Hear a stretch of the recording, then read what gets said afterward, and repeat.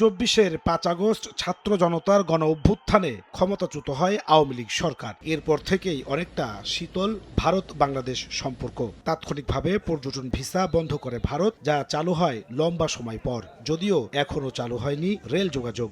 বারবার অনুরোধের পরও সাড়া আসেনি প্রতিবেশী দেশের তরফ থেকে।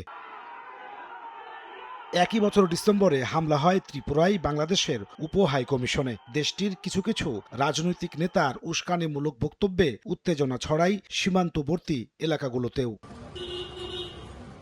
গেল বছর ত্রিপুরা ও শিলিগুড়ির হোটেল মালিক সমিতি বাংলাদেশিদের হোটেল ভাড়া না দেওয়ার সিদ্ধান্ত নেয়। ফলে ভারতের বিভিন্ন এলাকায় বাংলাদেশি হেনস্থার খবর আসে। বৈরী সম্পর্কের প্রভাব পড়ে ক্রীড়াঙ্গনেও, বিদ্বেষ গড়ায় খেলার মাঠেও। নিরাপত্তা ইস্যুতে ভারতে অনুষ্ঠিত আইপিএলে অংশ নিতে পারেননি ক্রিকেটার মুস্তাফিজুর রহমান। এমন পরিস্থিতির মধ্যেই বুধবার কলকাতার মির্জা গালিব স্ট্রিটের একটি হোটেলে আগুনে পুড়ে মারা যান চিকিৎসা নিতে যাওয়া ৭ বাংলাদেশি। আবারও প্রশ্ন ওঠে নিরাপত্তা নিয়ে। বিশ্লেষকরা বলছেন, ভারতে অবস্থানের জন্য নিরাপত্তার কথা বিবেচনা করতে হবে বাংলাদেশিদের। দায়িত্ব এড়াতে পারে না প্রতিবেশী দেশটিও। নতুন সোফা সোয়ান গ্রুপের একটি পণ্য।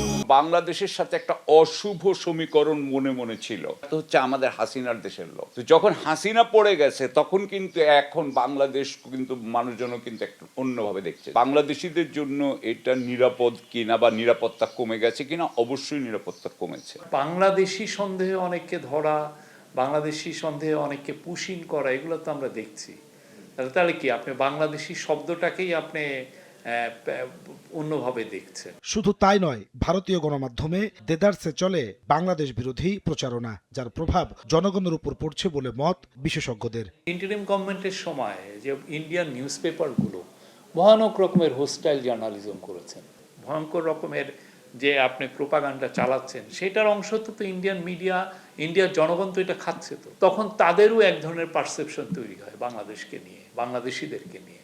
হ্যাঁ, এবং তখন দেখা যায় যে ঘৃণার চাষাবাদটা ওইখান থেকেই শুরু হয়। আপনাকে বুঝে ফেলে আপনি বাংলাদেশি, এবং আপনি যদি এখন মহারাষ্ট্রে থাকেন, গুজরাটে থাকেন, হতে পারেন আরও সম্ভাবনা বেশি।